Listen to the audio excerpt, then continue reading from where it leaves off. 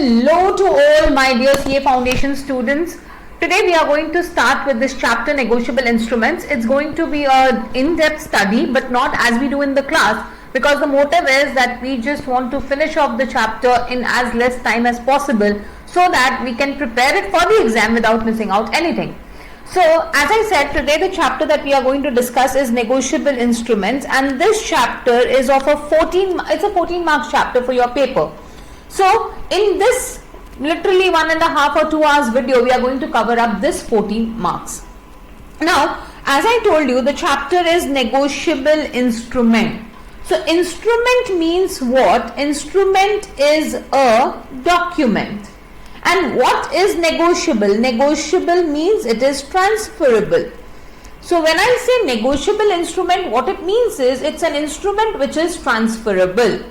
It is an instrument which is transferable. Now when I say transferable, how many times is it transferable? Once, twice? No, infinite number of times. It is transferable not once, not twice, but it is transferable infinite number of times. So what exactly, so this is a layman thing of saying it, what exactly is a negotiable instrument? Negotiable instrument means a promissory note, a bill of exchange or a check. Now they have used the word means. So when I say means, that means only these three documents are negotiable instruments. Any other document, even if they have the same features, will not be considered as a negotiable instrument. So when you are done with this, you will, if you remember in Sale of Goods Act, we had this concept of document of titles, right? Document of title, you will see it has the same feature. It is transferable infinite number of times. But can I call a document of title as a negotiable instrument? No, because Negotiable Instruments Act is very clear. It says that it means a promissory note, a bill of exchange or a check. So other than this three document, no other document is a negotiable instrument. So what is a negotiable instrument? It means a promissory note, bill of exchange or a check payable to or to the order of or to the bearer of the instrument. So now let's understand what are they trying to say here. What is this payable to the order or payable to the bearer? Bearer means holder. What is the meaning of the word bearer? Bearer means holder. That means whoever is holding this instrument is entitled to receive the money. That means this instrument does not have anyone's name on it. Whoever is holding the instrument is entitled to receive the money on this instrument. Second is to or to the order of. That means what? A person's name is given. Let us say, pay Nitika Ma'am a sum of rupees this. So it's payable either to me, or let's say if I endorse it to someone else. If I tell you please pay it to this person, I endorse it. So when I endorse it as per my order, it is payable to that other person. So it is payable to or to the order of or to the bearer of the instrument. So I repeat again, what is a negotiable instrument? It means a promissory note, a check or a bill of exchange which is payable to or to the order of or to the bearer of the instrument. So what are the characteristic features of a negotiable instrument? Can I orally draw a negotiable instrument? No, it has to be in writing. So the first and foremost is it has to be a written instrument. The first and foremost is what? It has to be a written instrument. Again, when I'm writing something and I don't give a signature, it's not really an authentication. So after I write, I promise to pay you, I also have to give my signature that yes, I have drawn this instrument. So it also has to be signed, right? It also has to be signed. Now, this instrument is freely transferable. Now here, when I say freely transferable, oh, free mein matlab no money, are please no money, no honey. We are doing this instrument only for money. So when I say freely transferable, I don't mean it is transferable without consideration. That is not at all what we mean. So when I say freely transferable, that means I can transfer it without any condition, without anything. As many times as I want to, whoever I want, I can give this instrument. So freely transferable doesn't mean without consideration. Freely transferable means without any consideration. It means without condition, I can just transfer it as many times as I want. Then How many times it can be transferred? Infinite number of times, 1000 times, 2000, 5000, till the date of maturity. Even after maturity also it can be transferred. Until payment is made on that instrument, it can be transferred. So here the instrument is drawn and here it is paid. So that is known as satisfaction. Before this point, I can transfer it. And I can transfer it as many times as I want. I can transfer it as many times as I want, right? Now, this one characteristics, I want you all to listen to this very carefully. Before that, it must be in writing, it must be signed, it can be transferred infinite number of times, and it is transferred freely. Obviously, the parties must be certain, the amount that you will pay must be certain, that's there. Now, this one last point which I really want to discuss, please pay attention to this, very carefully listen to this. Let us say A stole a gold chain from B.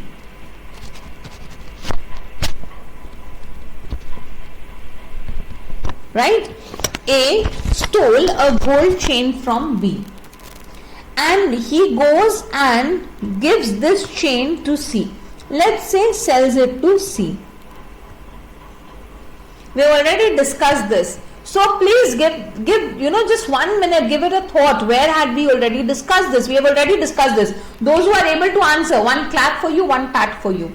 So he sold it to C. Now my question is, does C get the ownership of the gold chain?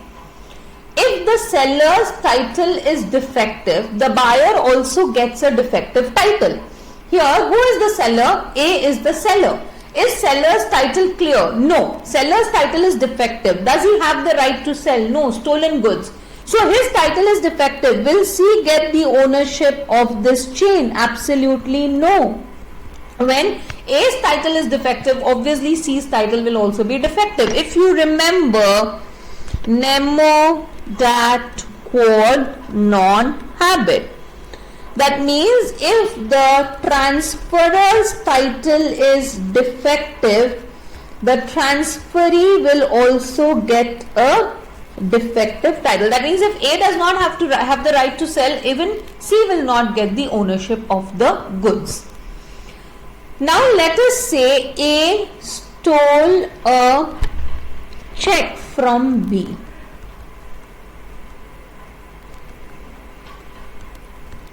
B had given his signature but nothing was written on the check, so A stole that check from B.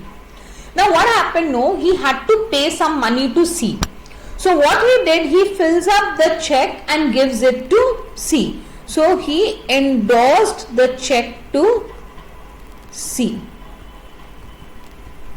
So I repeat again, A stole a check from B and then endorsed this check to C. Clear? Now my question is, will C get the right on this check? That is, will C get the title on this check? When I say title on the check, that means does C have a right to recover the money on this check? General rule is what? Nemo dat quod non habet. No one can give what he has not got. Correct? But in case of negotiable instrument, if C is a holder in due course, okay? If C is a holder in due course, ma'am, what do you mean by a holder in due course? If he fulfills these three conditions, he becomes a holder in due course. So what are these three conditions? Let's understand. First, he has got the instrument before maturity. So the first point is he has got the instrument before its maturity date. So if let's say it's 3 months payable, after 3 months. So I've got that instrument within the 3 months. He has got the instrument for consideration. If you remember, I told you that A had to pay the money to C. And he gets it in good faith. That is, he is not aware of the previous defect in title. So I repeat again here, did C know that it was stolen? No. So all the three conditions are fulfilled. Right? All the three conditions are fulfilled. So when all the three conditions are fulfilled, he becomes a holder in due course. And the holder in due course gets a good title even if the transferor's title is defective. Nemo dat quod non habet says what? If the transferor's title is defective, the transferee also gets a defective title. But for a negotiable instrument, even if the transferor's title is defective, the transferee will get a good title provided he fulfills these three conditions. Provided he fulfills these three conditions. So, can I say it is this negotiable instrument is a locha to nemo dat quod non habet, correct? So, even if A's title is defective, if C gets the instrument fulfilling these three conditions, he gets the instrument free from all defects. That means, can C go and recover the money from B on this check? Absolutely yes. A gave the check to C as a gift. Now can he recover? No, now he is not a holder in due course because it is not for consideration. I hope it's clear to everyone. So if you see it, the instrument, why is it not given here? The holder's title is free from all defects, right? The holder's title is free from all defects. I hope it is clear to everyone. Yes, this is one very important point that you need to remember. I hope this is clear to everyone. Now, all these other points, though we have done it, we have not done it in detail. We will do it when we come to each of the negotiable instruments. So, now what we are going to discuss is, we are going to discuss each of the negotiable instruments in details. So, moving forward to the next one. So, moving on to the next, that is to the next topic, that is now we are going to discuss the negotiable instruments in detail. The first one, promissory note. A promissory note is an unconditional undertaking signed by the maker promising to pay a certain sum of money to or to the order of or to the bearer of the instrument. So, a promissory note, according to section 4 tells us about promissory note, 5 tells us about bill of exchange and 6 tells us about checks. A promissory note is an instrument in writing containing an unconditional undertaking. Undertaking means what? Undertaking means promise, right? Undertaking means what? Promise. It's a promissory note is an instrument in writing, not being a banknote or a currency note. So, if you ever see a banknote or a currency note, no, on the banknote it is written, I promise to pay the bearer a sum of, and whatever is the value of the currency note or banknote, you will see it's written, I promise to pay the bearer a sum of rupees 10, rupees 50, rupees 100, whatever that is written. So they are trying to say, just because we have written it, I promise to pay, it does not become a promissory note. It is not a promissory note. In fact, when I come to the end of this topic, you will realize that, no one can issue promissory, we'll discuss it once we come to it. A promissory note is an instrument in writing, not being a banknote or a currency note, containing an unconditional undertaking, unconditional promise signed by the maker to pay a certain sum of money only to or to the order. So why did I mark 1, 2, 3, 4, 5, 6? From this we get all the characteristics of a promissory note. From this we get all the characteristics of a promissory note. So let us say this is our Mr. A and this is our Mr. B. Mr. A purchased goods of 10,000 on credit from Mr. B. That means now A has to pay B 10,000. So who will draw? A will draw on B saying that I promise to pay you a sum of, you matlab kya? B, a sum of rupees 10,000. This is a promissory note. A is the maker and B is the payee. Correct? A is the maker and B is the payee. So, there are two parties, maker and payee. The person who makes is the maker. The person on whom the instrument is drawn, that is who is going to receive the money, is the payee. So, if I look at this, do I even get the characteristics? Yes. First, promissory note should be in writing. Second, obviously when it is in writing, just writing is not enough. I have to authenticate it with my signature. So it must be signed. So it must be in writing. So I call you and I say, hey mister, I owe you this much sum of money. I promise to pay you. Does it become a promissory note? No. Why? Because it's over the call. It has to be in writing. Then there must be, if I say, I write like this, Mr. B, I owe you rupees 10,000. Does it become a promissory note? Now instead of thinking actually it is a promissory note or not, two things going on in your mind. What is I owe you? Oh my god, I use short forms, but this is next level short form. Can I actually use this short form? That is what you will think. I don't want that. I want you to tell me, is it a valid promissory note?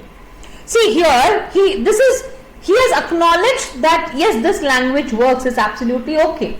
He has acknowledged that I owe you the money, but did he ever make a promise to pay? No. And you already saw that there has to be a promise to pay.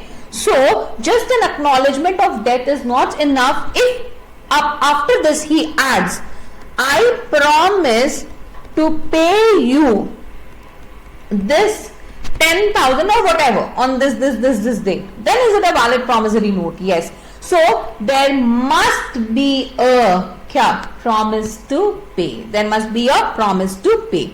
Okay. Mr. B, I promise to pay you 10,000 when you become a CA. Right? Now I'm not doubting your capabilities. ये तो होना ही है. ये तो होना ही है. I'm not doubting your capabilities. But still, is it a valid promissory note? No. Why? Because it is conditional. And a promissory note must be what? It must be unconditional. It must be what? Unconditional. Now if I say, Mr. B, I promise to pay you. I'm not writing the whole thing. I promise to pay you 10,000 on the death of D. Is this a valid promissory note? On the death of D, is this a valid promissory note? Yes. Because one thing is for sure, that every person who is born is going to die. I don't know when he will die, but he is surely going to die. He is not, immortal. So he will definitely die. So is this valid? Yes, this is absolutely valid. When the promise has a condition which according to ordinary experience is bound to happen, even though the time of happening is not known, it is bound to happen. It is not a conditional promissory note.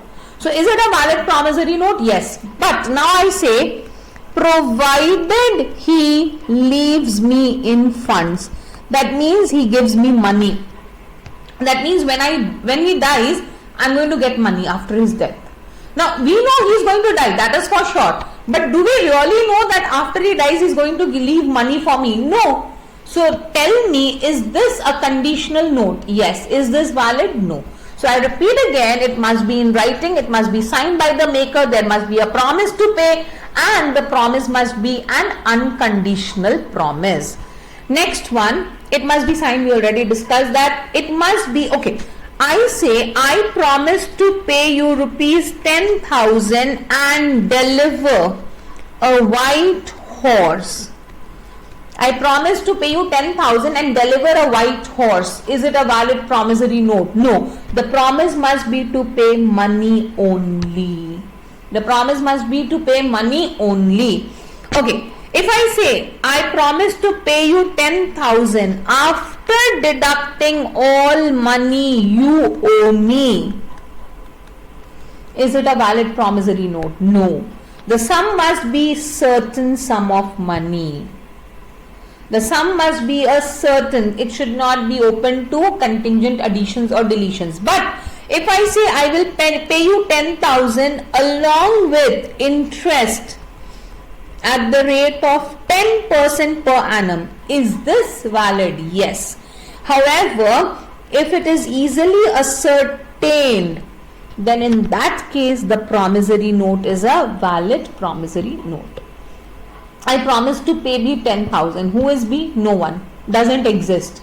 Is it valid? No. It should be promised to pay a certain person. I promise to pay who? Someone. I will find someone, random. I like someone, I will pay him. Is it a promissory note? No. The parties must be what? Certain, definite and two different persons. Right? Here, if you remember, and obviously promissory note has to be stamped. If you remember, in the definition it was given payable to a certain person, that is payable to order or payable to bearer. Bearer means whoever holds the instrument.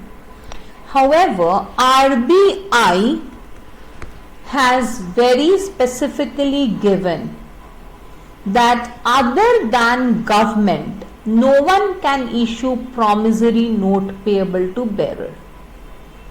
So that means negotiable instrument says I can issue promissory note payable to bearer. RBI Act says I cannot issue promissory note payable to bearer. Now there is a conflict, two different things, two different acts. So why will we follow RBI and not follow? Because RBI says notwithstanding anything contained. Notwithstanding anything contained. I have already explained you the meaning of the word notwithstanding when I was teaching you Companies Act and all that. So what exactly do I mean by notwithstanding? That means negotiable instrument will exist in its own rights, but whenever there is a difference between negotiable instrument and RBI will be followed. I mean this section, if anything, I mean not the whole act, this section. Both the act are going hand in hand, but in this section RBI will have what? Superiority. And if Negotiable Instrument Act says anything which is against the RBI Act, we will follow RBI and not negotiable instruments. So negotiable instruments here will not be followed. RBI very specifically says that no one other than government can issue promissory note payable to bearer. So that is why a bank note or a currency note is not considered as a promissory note. Right? Only the Reserve Bank or central government can issue promissory note payable to bearer. So I repeat again, what is a promissory note? A promissory note is an unconditional promise signed by it's an instrument in writing containing an unconditional promise signed by the maker promising to pay a certain sum of money only to the certain person or to the bearer of the instrument. So if I look at this definition, what are the characteristics? Must be in writing, must be signed, parties must be certain, it must be stamped, there must be a promise to pay. Just an acknowledgement of debt is not promissory note. It must be unconditional. If the condition is sure to happen, it's valid. The sum of money should be certain, not open to contingent additions or subtractions. And the last one, it should be a promise to pay money only. I hope this is clear, and I hope we can move to the next one, which is bill of exchange. So moving on to the next one, bill of exchange. Now let's understand who draws bill of exchange, how, and then we'll go into the definition. So let's say, actually before I go into this bill of exchange, one example I want to discuss. When I draw an instrument on you, okay, I have made a promissory note that I promise to pay you. The question here that arises is delivery of that instrument essential? Is delivery of that instrument essential? Yes. Please understand that whenever an instrument is drawn, delivery of the instrument is very, very important, and unless the instrument has been delivered, it's not considered to be a valid instrument. So let's say Mahesh draws a promissory note on Suresh. Okay. Mahesh draws a promissory note on Suresh, and he was trying to be a little smart and witty. What he did was he tore the instrument into two parts, kept one part with himself and the other part was delivered to Suresh. Right? He was like, my God, who knows if in transit it gets lost or anything. So he tore the instrument into two parts, kept one part with himself, gave the other part to Suresh. Now when Suresh got the one half of the instrument, he was like, Arey Mukesh, give me the rest of the instrument. Mukesh is like, Sorry, Mahesh, I forgot the name, sorry. So Mahesh is like, Arey, no, you return the instrument back to me, I will draw a new one, not valid. My question here is, who has a right over the instrument? Mahesh or Suresh? Now the question is delivery essential? Yes. When I say delivery can be of a part of the instrument or it must be of the whole instrument. So please understand, first of all, delivery is very, very essential to complete the instrument. And when I say delivery must be of the whole instrument. Right? Delivery must be of the whole instrument.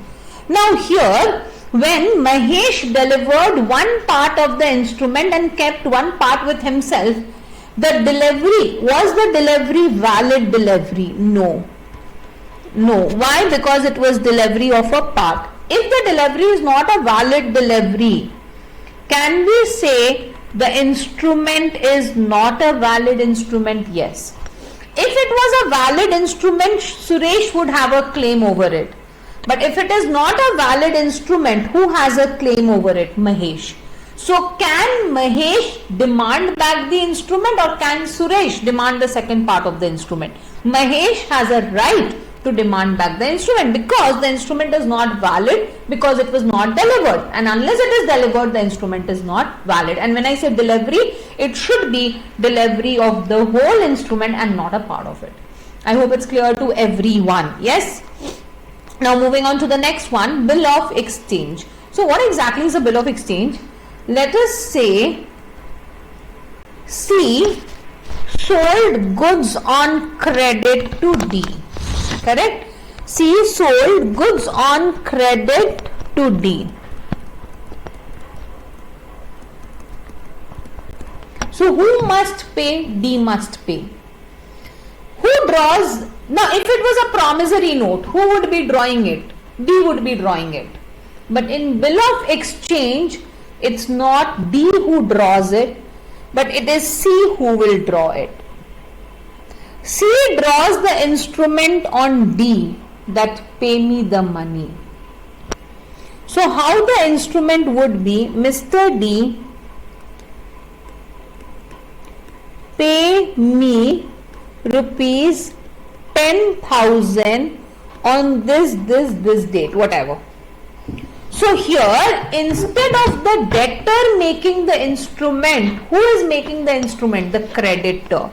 If you see in promissory note, A had to pay and A draws the instrument. Here, C has to receive, C draws the instrument. Right? So this is what? This is a bill of exchange. Please understand, promissory note is drawn by the debtor. Bill of exchange is actually drawn by the creditor. Right? Now here, when the instrument is drawn, when C draws the instrument on D, here C is known as what? Drawer. D is known as what? Drawee. Correct? And to whom the instrument is payable is known as what? Pay. To whom the instrument is payable, that person is known as pay. So in promissory note, it's a two-party instrument. There are two parties. Here there are three parties: drawer, drawee, pay. Drawer is who makes it. Drawee is the person on whom it is drawn. Once he accepts it, he becomes the acceptor. Bill of exchange has to be accepted. So once he accepts it, he becomes the acceptor, and the person to whom the instrument is payable is the pay. Let's take another look at it. D had to pay the money to C. Let's say 1 lakh rupees. And C had to pay 1 lakh to E. Right? So C is the creditor of D but the debtor of E. C has to receive 1 lakh from D but pay 1 lakh to E. So he was thinking D will pay me the money and I will pay it to E. But then he was like, I will first collect the money from D, then give it to E. Rather, let me do one thing. Let me say D pay E rupees 10,000. Right? What he does, he writes pay E rupees 10,000. What he does is he makes an instrument pay E rupees 10,000.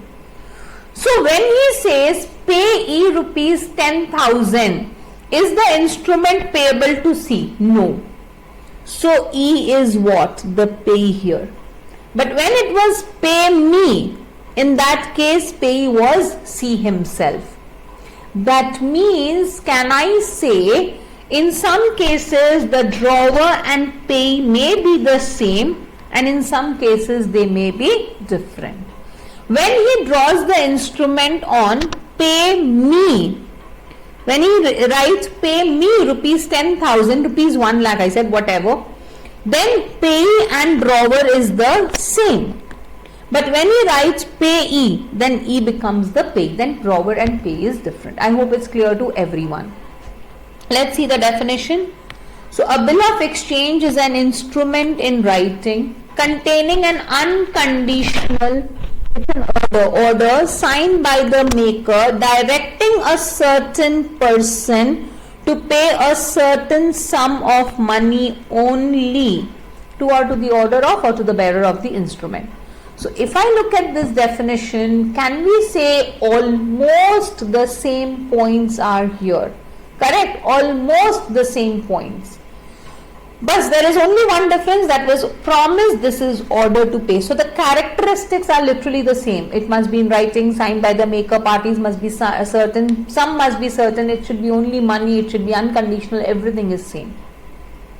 So I am not going to do the characteristics because we have already discussed it. Is it clear to all of you? I hope it's clear to everyone. Yes. Now there is one thing that I want to discuss. This was a real case. So this employee had not gotten, he has not got his salary for a few months. So he goes to the employer and says, sir, pay me my salary. I have not got it for so many months. The employer is like, okay, do one thing, draw a bill of exchange in my favor, I'll accept it and you will get your money. Fine. Now it is my boss, I have to be a little careful about the words I use. So how he wrote like this. Mr. Boss, please pay me. What am I writing? Literally lost it. Okay. This has also lost. So as he was drawing on his boss, please pay me rupees whatever his salary was and oblige. Is it a valid promissory note? The case went to the court. The court said it's an order to pay. When you use the words please, oblige, you're literally requesting the other person, and requesting is not a bill of exchange. It has to be an order. So it is always an order to pay. I hope it's clear to everyone. Can I move forward to the next point? Yes. So moving on to the next topic. The next topic is, okay, difference between, please do read the differences. When I talk about promissory note and bill of exchange, promissory note is basically promise to pay, whereas in case of a bill of exchange, it's an order to the other person to pay. Parties, there are two parties, whereas here there are three parties. Promissory note needs no acceptance, but bill of exchange needs acceptance. And promissory note is not payable to bearer, whereas bill of exchange is payable to bearer. Now coming to check, all of you must have in your life at least once seen a check, filled a check, whatever. So a check is a bill of exchange, right? A check is a bill of exchange. See, what happens in a bill of exchange is the drawer, okay, first there is a drawer, and this drawer is ordering the drawee to pay, right? The drawer is ordering the drawee to pay. Just a second.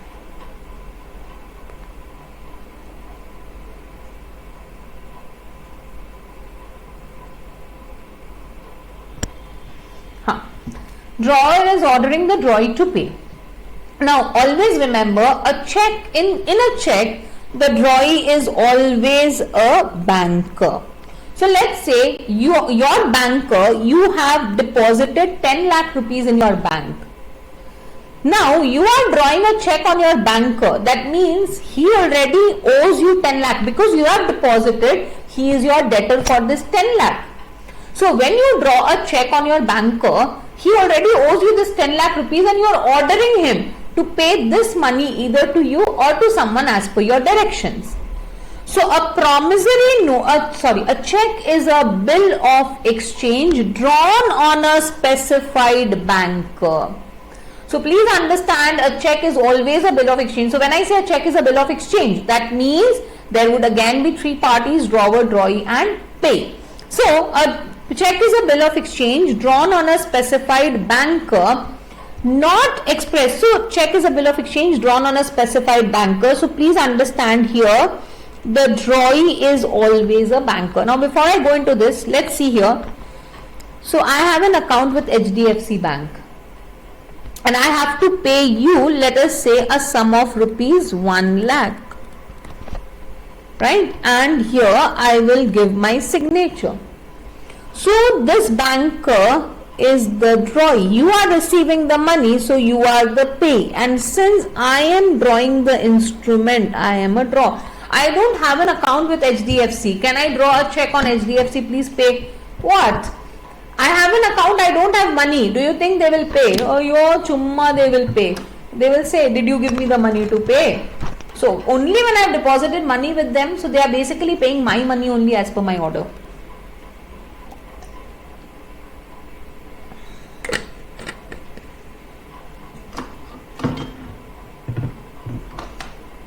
So, a check is a bill of exchange drawn on a, so the drawee is always a banker here, and not expressed to be payable otherwise than on demand. I don't know if you have done this or not. Plus minus is equal to minus, minus minus is equal to plus. Have you done this? Yes. Actually, tell me one thing. Let's say I had to pay you, I gave you the check. What do? You frame this check and you keep it in your room, and now every day you see money come, money come. You look like a black magician. That's a different thing. Money come. Do you think money will come? No. You have to go to the bank, demand, bank, pay me this money. So that means only when you go and demand for the payment, the money is paid. So not expressed to be payable otherwise than on demand. Not and otherwise. Two negative is positive. That means, this means what? It is always payable on demand. It is always payable on demand. And it includes the electronic image of a truncated check and the check in an electronic form. So basically what is, I'll not waste too much of time on explaining this. I'll just give you in a gist what it actually means. So it's a check in an electronic form. Basically it is instead of paper checks, it's in electronic form check. We give digital signature and we make the payment. What is a truncated electronic image of a truncated check? So once I have issued a check, this is a paper check. I've issued a check and you present it to the bank. When the bank makes the payment, no, what they do, they cut off the top and the bottom. They convert this paper check into electronic image that we have paid money on this check, and then this check is thrown. So this is known as electronic image of a truncated check. Now what is the basic difference? Electronic image of a truncated check is actually a paper check which is converted into electronic form. Whereas when I say electronic form, that means it was from its inception, it was always a electronic check. It was never in the paper form. Now please, we need to understand these two things here. So parties to the check are, as we said, three parties: drawer, drawer, drawee and pay. Not going into that, I already explained it to you. Characteristics of check. Since it's a bill of exchange, can I say all the characteristics of a bill of exchange will be the characteristics of a check? Yes. But this check has two unique features which distinguishes it from a bill of exchange. First, it's always drawn on a specified banker. That is, the drawee is always a banker. Second, it is always payable on demand. So these are the two features which distinguishes a check from a bill of exchange. Otherwise, all the other characteristics are there. So what are the two unique features? It is always drawn on a specified banker. That means the drawee is always a specified banker and it is always payable on demand. With this, we are done with the instruments part. I hope it's very clear to all of you. Can I just move to the next part now? Yes. Now, types of instrument will come back after this topic. So, what is the most unique feature of a negotiable instrument? Negotiation. That means I can transfer it in infinite number of times. And this process of transferring the instrument from one party to the other party is known as negotiation. This transferring of instrument from one party to the other party, this concept is known as negotiation. What is negotiation? To transfer the instrument to make the transferee the holder of it. I am transferring the instrument, and what is the motive of this transfer? To make the transferee the holder of the instrument. When I talk about, it's transferred to any person with a view to constitute the person holder of it. So I am giving it to you so that you become the holder. You are giving it to someone else so that someone else becomes the holder.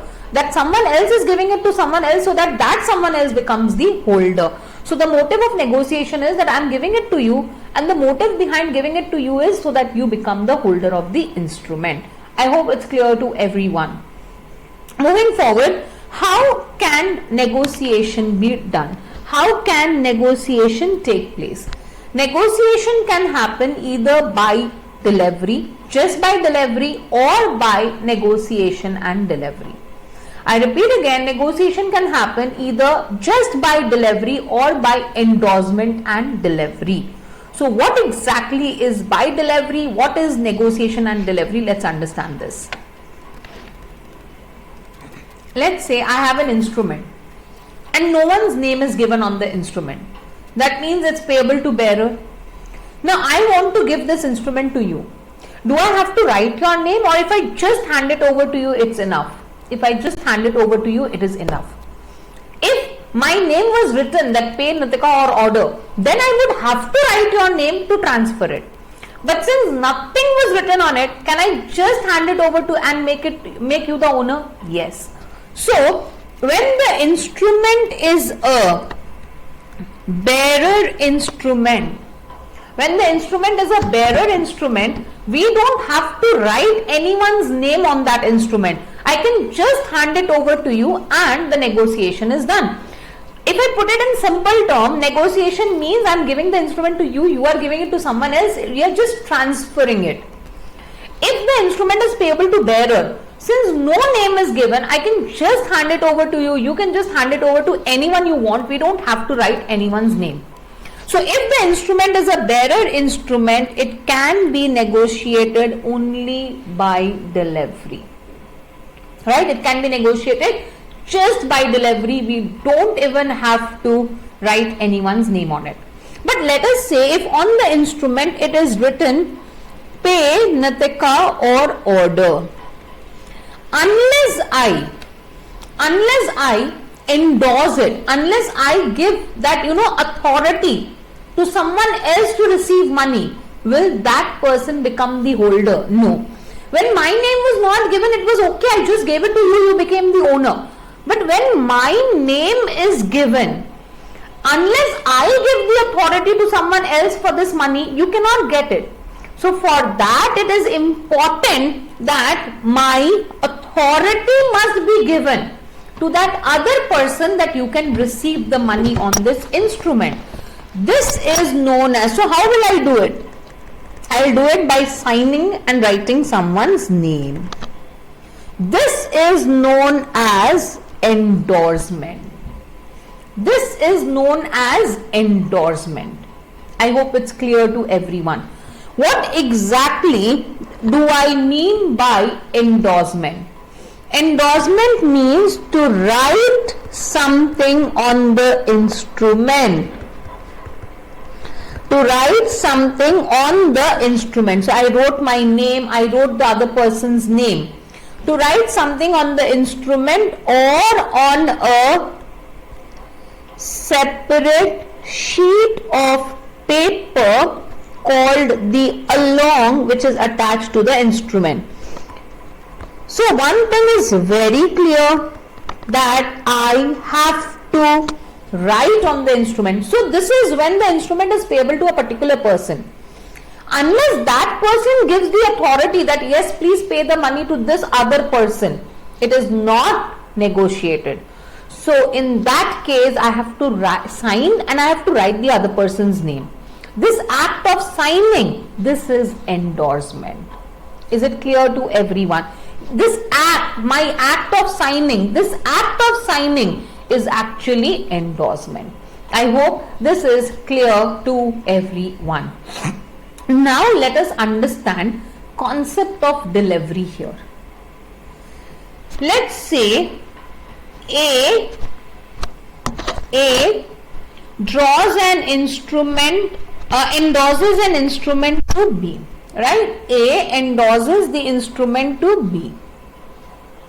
Now, just 1 second.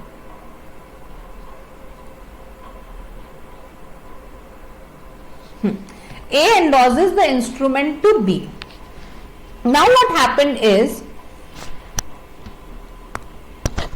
before A wrote on the instrument that I endorse it, kept it in his drawer. And he was like, tomorrow I will deliver it. But God has had other plans for him. He never woke up. So he was no more Swaha. And then later his son, while he was searching things, all the things, he was arranging everything, he came across this instrument. He was like, oh, my dad endorsed it to B. Let me hand it over to B. So the legal heir of A, the son of A, takes this instrument to B, saying that my father had endorsed it but he couldn't deliver, I am delivering it to you. So here my first question is the endorsement valid without delivery? That means if A did not deliver the instrument, just kept it in his table drawer, is this endorsement valid? My second question is, endorsement by, the delivery by son of A, is it valid? First, let's talk about delivery. If I have endorsed the instrument but I have not delivered it to the other person, is it a valid endorsement? No. Is it a valid endorsement? Absolutely no.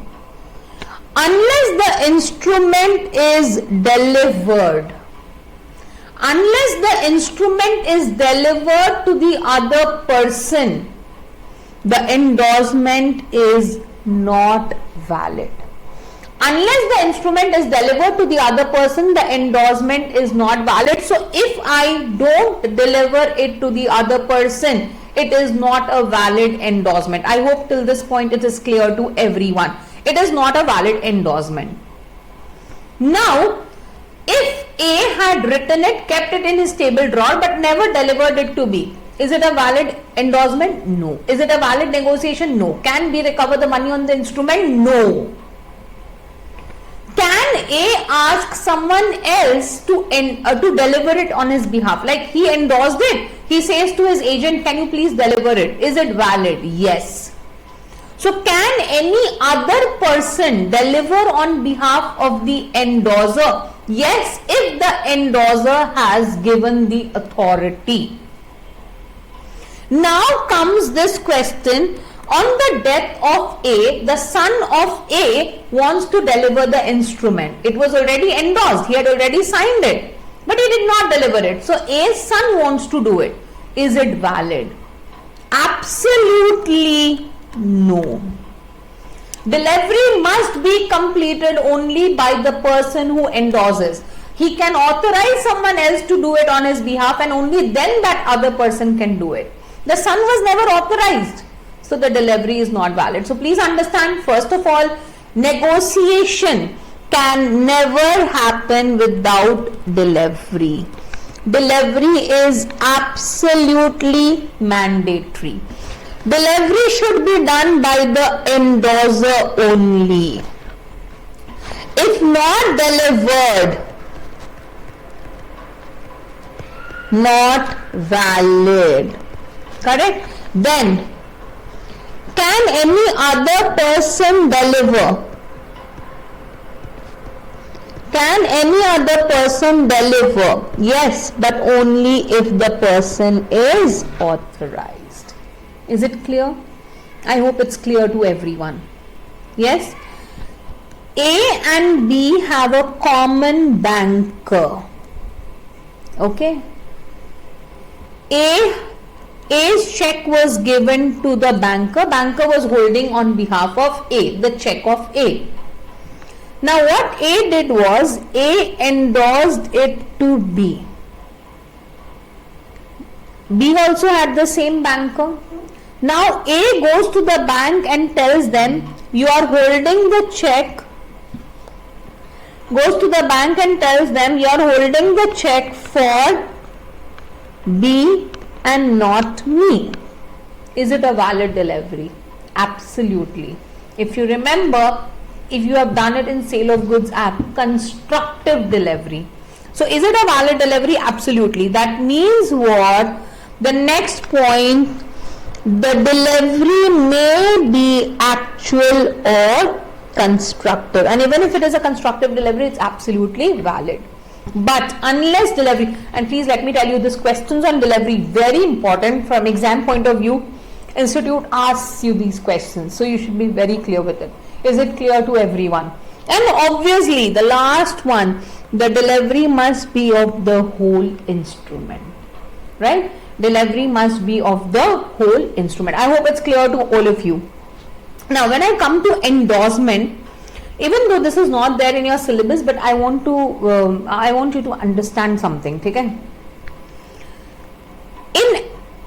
In endorsement, my signature, that is signature of endorser, has to be there or not? Yes. Apart from that, we need the name of endorsee. Correct? If there is no name of the endorsee on the instrument, then it is known as a blank endorsement. Sign of the, please understand, for endorsement my signature has to be there. Unless I sign, endorsement will not happen. So let us say I wrote, this instrument was pay Nitika or order, right?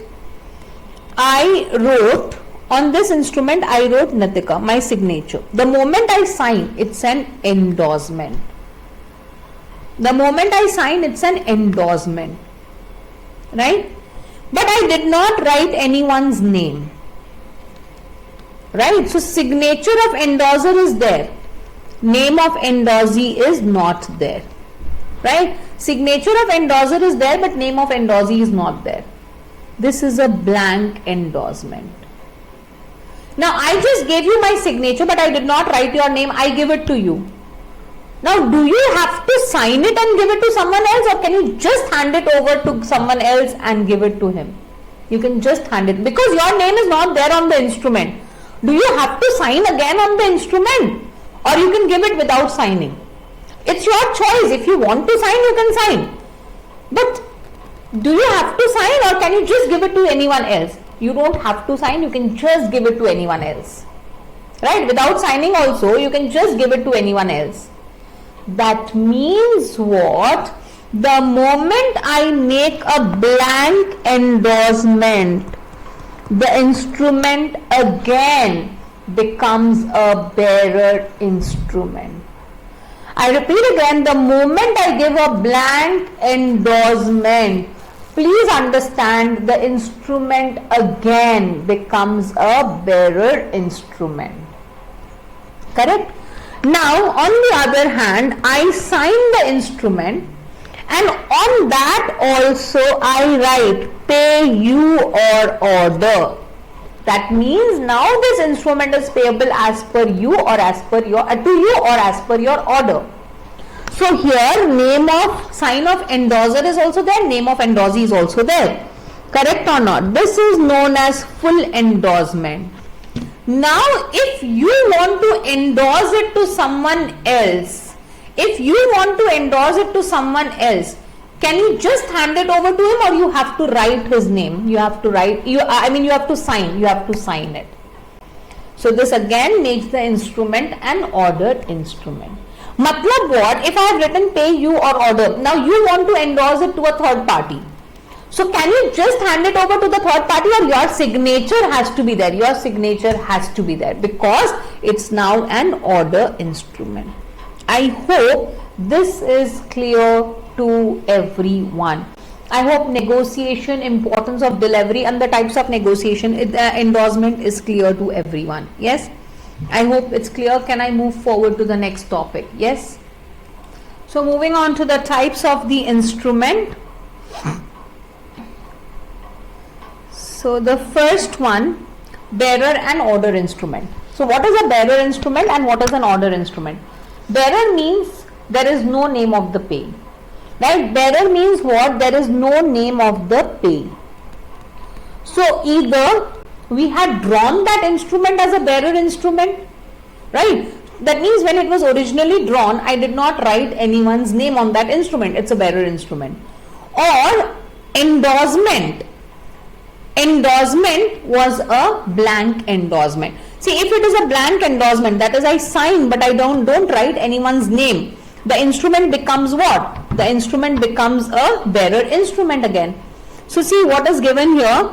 An instrument is a bearer instrument if it is drawn as a bearer instrument, right, where it is specified with the words bearer, that is drawn as a, or where the last endorsement or the only endorsement, that means we had multiple endorsements and the last one was in blank, or we only endorsed it once and that was only in blank.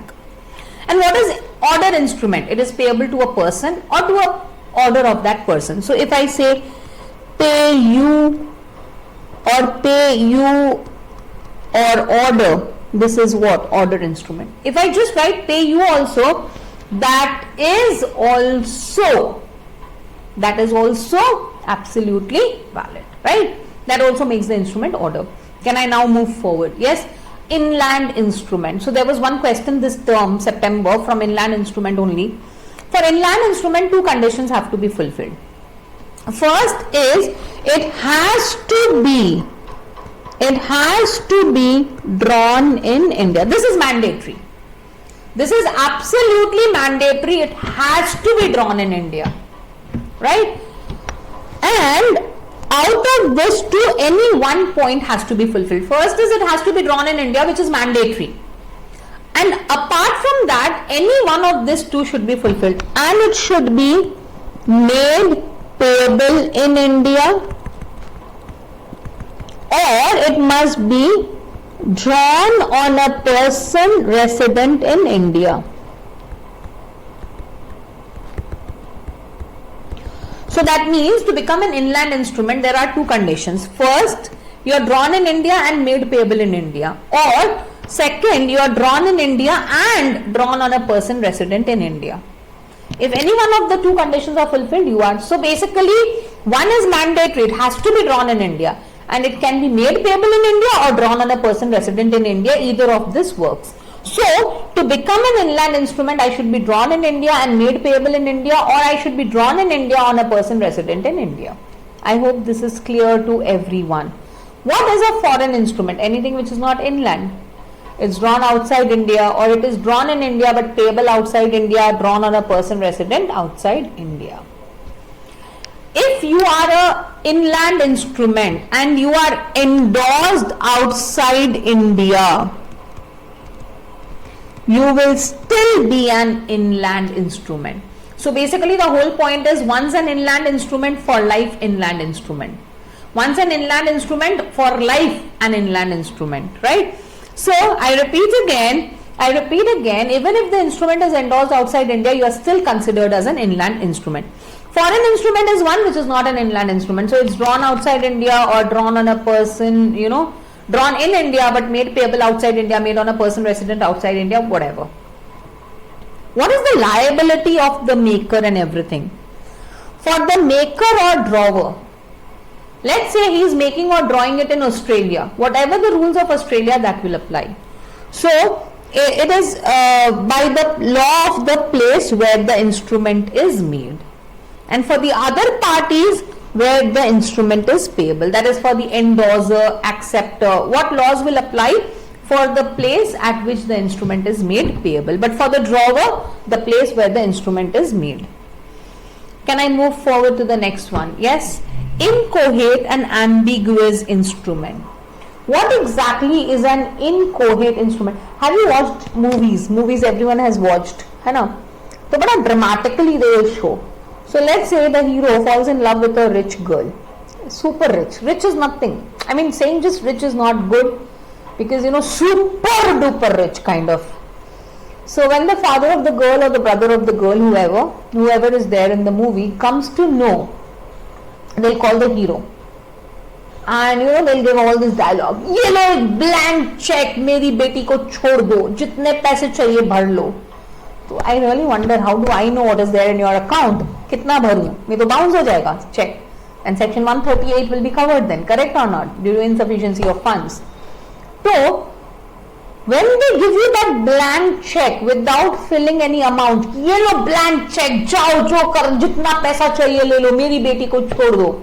Giving that blank check is an inchoate instrument.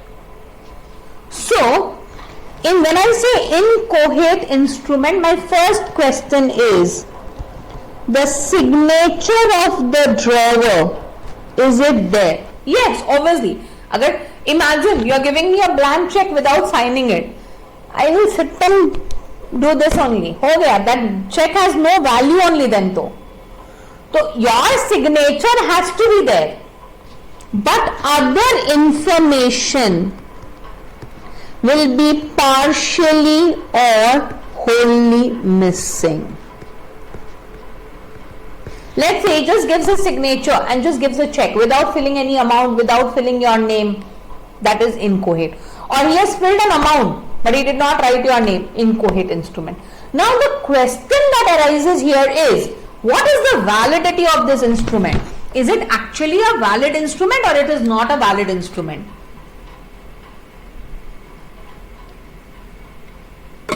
An inchoate instrument, is it actually a valid instrument or is it not a valid instrument?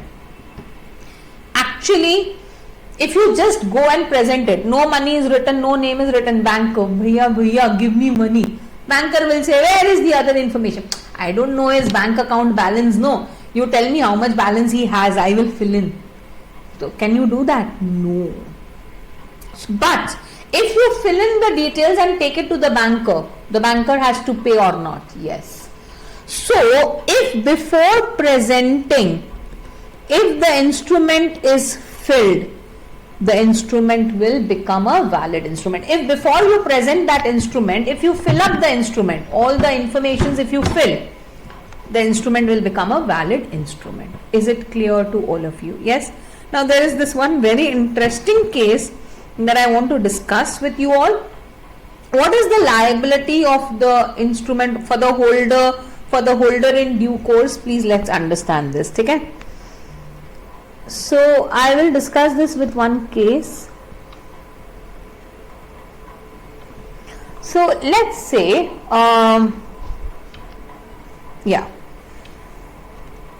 had to pay B rupees 8,000. Okay, A had to pay B how much? Rupees 8,000. Now what happened was that this person, this A, he gave an inchoate instrument to B. He gave an inchoate instrument to B, that is without filling up the amount, he gave the instrument. Now the instrument had a stamp, and this stamp was for 15,000. That means I did not pay stamp duty 15,000, but the value of the stamp was such that this instrument can be drawn for a maximum of 15,000. Just giving a hypothesis. Let's say if you put 100 rupees ka stamp, that means this instrument can be drawn up to 15,000. Matlab 15,000 can be the value of the instrument. Okay? How much did A give the instrument to B for? 8,000. But what was the total value that the instrument could be drawn for? 15,000. A gave B the check, blank instrument, and told him that please fill it up for 8,000. What did he say? Please fill it up for 8,000. Now what B did was, B filled the instrument for 15,000. That is when he was presenting the instrument, instead of 8,000 he wrote 15,000. My question is, how much can B recover? Can he recover 8,000 or can he recover the whole of the 15,000?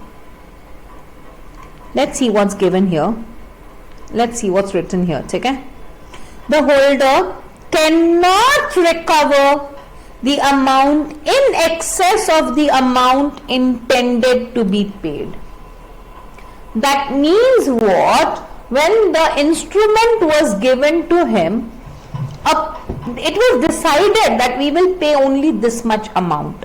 So he cannot recover anything more than that. So coming back again, how much can B recover? B can only recover 8,000 because as between A and B, consideration had moved only for 8,000. As between A and B, authority was given only for 8,000. So how much can he recover from A? 8,000. I hope this is clear. Now B had to pay C 15,000. So what he did, he filled it up for 15,000 and he endorsed it to C for 15,000. B had to pay C 15,000. So he was like, this instrument does not have any amount. So let me fill it for 15,000 and give it to C for 15,000. So he gave it to C for 15,000. Can I say he is a holder in due course? Was it given to him before maturity? Yes. Was it given to him for consideration? Yes, I told you B has to pay C 15,000. Was C aware of any discrepancy here? No. C did not know that B's authority was only 8,000. So is he a holder in due course? Yes. How much can C recover? Now see what's written here. As far as the holder in due course is concerned, he can recover any amount on such instrument provided it is covered by the stamp fixed on the instrument. What did I tell you here? The stamp was fixed for such value that the instrument's value was 15,000. How much C wants to recover? 15,000. So how much can C recover from A on this instrument? 15,000. That means the holder, who is the holder? B, can recover only up to the authority given to him. Whereas the holder in due course can recover to the full extent of the instrument. The holder in due course can recover only, up to the full amount of the instrument. I hope this is clear to everyone. I hope inchoate instrument is clear to everyone. Yes? Moving on to the next one, ambiguous. What do you mean by the word ambiguous? The word ambiguous means not clear, uncertain, not clear. When the instrument is something which is not clear, which looks like two instruments at the same time, we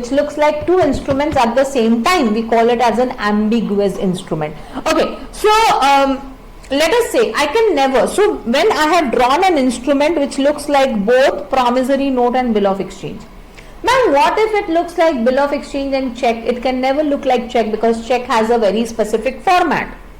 So when an instrument looks like both promissory note and a bill of exchange, let us say we wrote heading bill of exchange, right?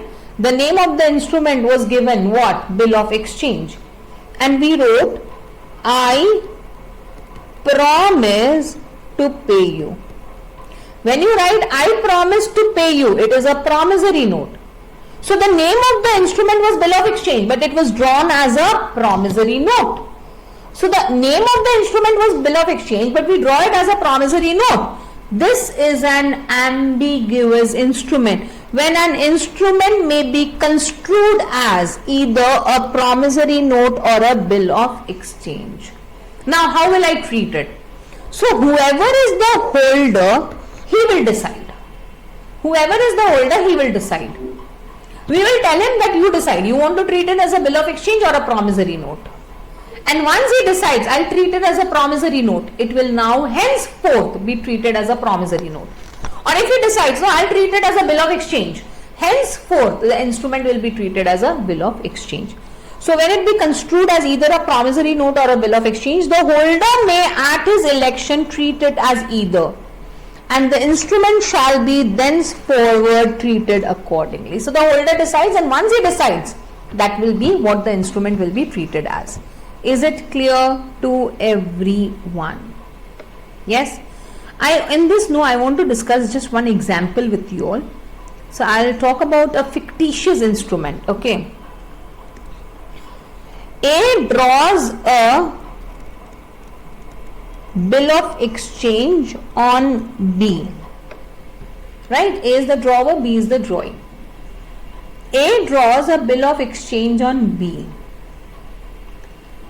B is a fictitious person. B is a fictitious. What do I mean by fictitious? It's an artificial person. No. Fictitious person means does not exist. Fictitious person means does not exist. So my first question is this instrument a valid instrument? No. And this is known as a fictitious instrument. And is it a valid instrument? No. Because when someone does not exist, how can the instrument be valid? Why वो है ही नहीं? Now A endorses the instrument to C. Correct? A endorses the instrument to C. So when he endorses the instrument to C, C is who? Holder in due course. Now what happens here is this instrument a valid instrument? Yes. This instrument will be valid if C proves that drawer and endorser is the same person. That means if C proves that A is both the drawer and the endorser, then it becomes a valid instrument. Till this it's clear. Fine. Okay, understood. Now the question that arises here is, when I see it's actually drawn as a bill of exchange, but because B doesn't exist, who is liable to pay? A is only liable to pay. So A has made the instrument and A is only liable to pay. So it looks like a promissory note. Please understand, when it was drawn on B. So when it is drawn on B, it's a bill of exchange. But since B does not exist, A is only liable to pay. So if I look at it like that, it becomes a promissory note. So can I call this also as an ambiguous instrument? Yes. Now it is up to C to decide whether to treat this instrument as a promissory note or a bill of exchange. If C decides to treat it as whatever C decides, that will be, the instrument will be treated as such. Is it clear to everyone? Yes, with this we are done with types of instrument.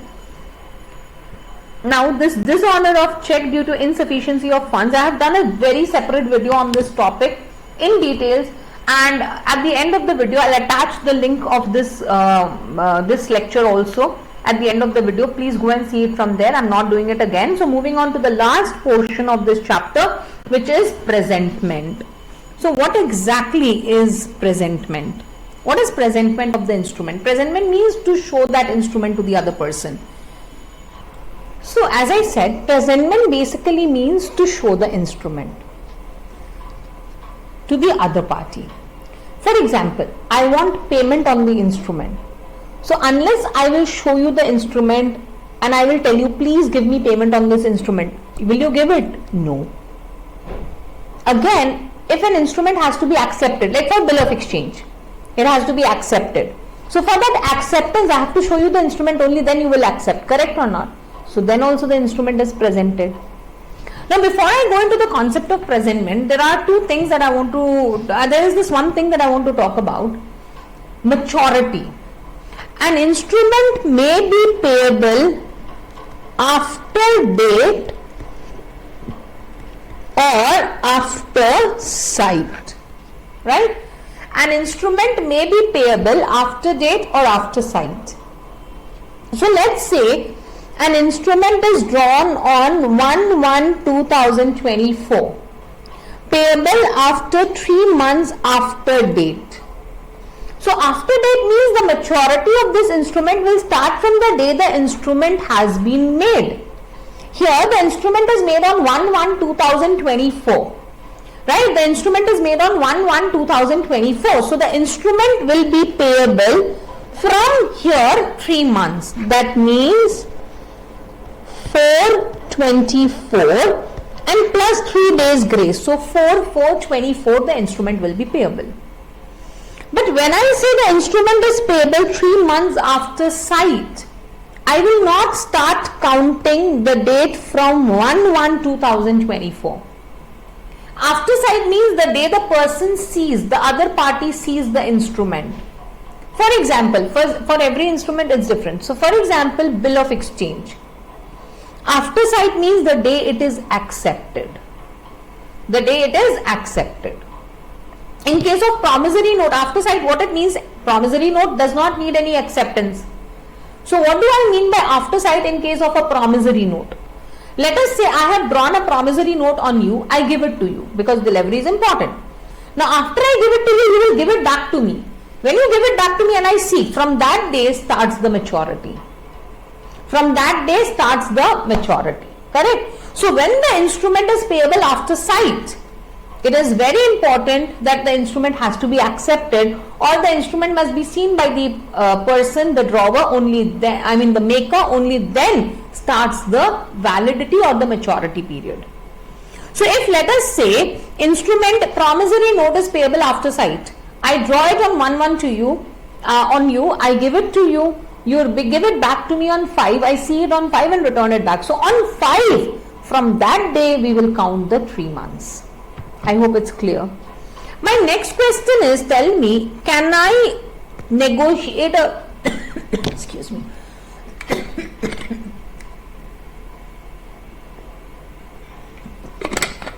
My next question is, tell me, can I negotiate a bill of exchange without accepting?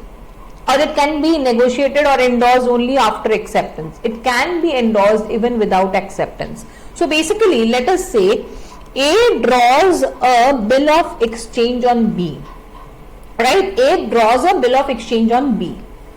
Now in this case, what happens is that A will send it to B, B will accept it, give it back, and then A will endorse, correct? Can A endorse without acceptance? Yes, A endorses it to C. Now C will go and get it accepted from B. If B accepts, B is liable. If B refuses to accept, then A will be liable, right? Now let us say the instrument is payable on 4/4/24. Can C take the instrument for acceptance on 4/4/24? Yes. So if the instrument is payable after date, acceptance is not mandatory before endorsement. But if the instrument is payable after sight, I must first get it accepted before I endorse, because otherwise maturity will not start. So see here, so please understand, there are 3 things for which presentment has to be made. So the first is presentment for acceptance, that is in case of bill of exchange. This is only for bill of exchange. The second is presentment of promissory note. Presentment of promissory note payable after sight. So if the promissory note is payable after date, I don't have to present it. But if the promissory note is payable after sight, then I have to present it. And the third one is presentment for payment. This obviously is for all the instrument. Every instrument has to be presented for payment, correct? I hope this is clear to everyone. So presentment for acceptance, if a bill of exchange is payable after sight, then it has to be presented to the drawee for acceptance. Correct or not? Is it clear to everyone? Who will present it? Any person who has a right to demand acceptance. Now when we talk about presentment, what is the time? It should be within a reasonable time and during the business hours. Reasonable time after drawn means you are presenting it after 10 months, 12 months, 1 year. This is not right. No, it should be within a reasonable time. Should be presented on a business day. Should be presented at a particular place if it is decided, right? If it is decided that please present at this place, there only. And if it is to be done through post, then it should be done through a registered letter. Okay. If a particular place is decided for presentment and at that place the person cannot be found, then the bill is dishonored by non-acceptance. again the bill has to be accepted within 48 hours. So if he takes more than 48 hours, if he takes more than 48 hours for acceptance, then again the bill is what? Dishonored. How? By non-acceptance. The bill is dishonored by non-acceptance. Is it clear? So the second I told you, presentment of promissory note for sight. If a promissory note is payable at a certain period after sight, it has to be presented for sight. So again, it should be done business hours on a business day, and if default is made on such presentment, no party shall be liable. That means if you are not presenting it only, now you will say you did not pay me after 3 months, or you did not present only. What payment? Presentment is, if you fail to present, no one is liable. Then presentment for payment. As I told you, this is for all the instruments. This is for all instruments. This is only for bill of exchange. This is obviously, it's given only promissory note, and this is for all the instrument. Correct or not? Yes. Whenever payment has to be made, it has to be made by the person who is supposed to receive the money, that is holder, or on his behalf. And if presentment is not made or default is made in the presentment, no one will be liable. You did not present, and now you are saying you did not pay me, you are liable. Or you did not present. I am liable only when I don't pay after you present. You never presented. How am I liable? Then when it is supposed to be sent by post, you have to send it by registered letter. That is sufficient. Now, if the instrument is payable on demand and it is payable at a specified place, then you don't have to present it. You don't need to present it. It's the other person's obligation to pay. Right? Now, at what time you should? During the usual hours of business. If it is payable after date or after sight, it should be presented for payment at maturity. At maturity means on the date of maturity, not before, not after.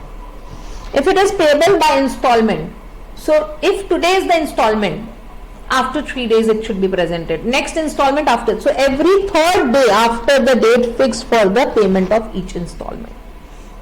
If it is payable at a specified place, it should be presented at that place only. If there is no specified place at the place of business, if there is no place of business anywhere where he can be found, right? For check, it should be presented upon the bank on which it is drawn.